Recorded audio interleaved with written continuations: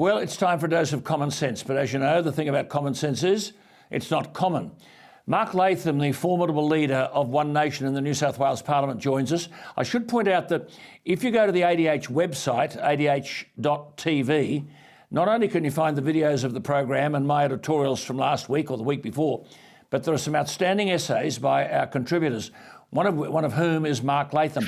He has written a splendid piece, How the New South Wales Liberals and Nationals Went Woke. And he makes the point that, quote, prior to the turn of the century, business people ran their businesses as an exercise in shareholder value and customer service, rather than as green left indoctrination centres. This gave the coalition credibility as a vote for economic management and common sense. 15 years ago, when the corporate sector went woke, so did their political representatives. The fastest growing part of the New South Wales economy, Mark says, is renewable rent seeking, with Minister Keane serving their financial interests and articulating their woke social values. Let's bring in Mark. Mark, thank you for your time again. Look, of today's captains of industry, you say these wealthy born-again lefties never have to meet poor people and help them in practice. They simply have to make noises that go down well at eastern suburbs dinner parties. How bad is it? Well, it's right across the corporate sector. Small business, of course, hasn't got time for this virtue signalling and identity politics and gesture politics. But in the corporate sector, the big companies, this is a way of life now. And I suppose from their point of view, it keeps the unions off their back. These companies would now say to investors like superannuation funds and trade unions, oh, we're woke.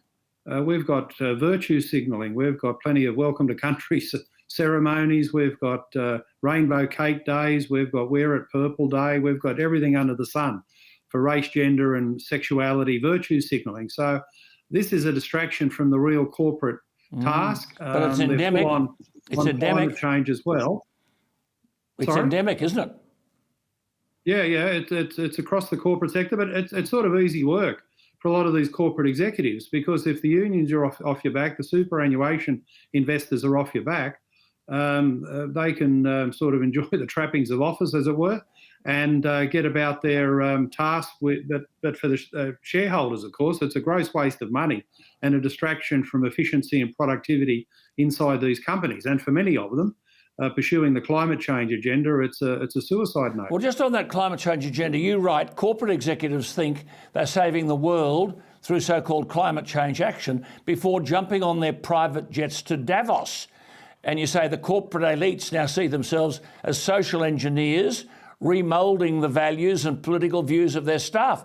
I mean, you're right, Mark. I mean, basically, you now got corporate bosses thinking that they own their staff and are trying to fashion the staff views according to their own. Yeah, it's the new feudalism, and it's not just the private sector, it's also in the public sector, where public servants have barely got 5 minutes left at the end of the day to do their real job because of all the woke distractions and societies and clubs and virtue signalling they've got to engage in. It's sort of like a re-education camp to work in the New South Wales public service these days. And the chief offender, Jim Betts, who turned the Department of Planning into a woke fest, he's now been appointed by Albanese to run the Transport Department in Canberra. So, infrastructure. Yeah, it is. Jim Betts set up, for example, a special book club for his senior executives in the Department of Planning to study Bruce Pascoe's work of fiction, Dark Emu. Now, what has Dark Emu got to do with planning approvals, land releases, housing supply, housing affordability, all the things that the taxpayers would imagine they're funding someone like Betts to deliver?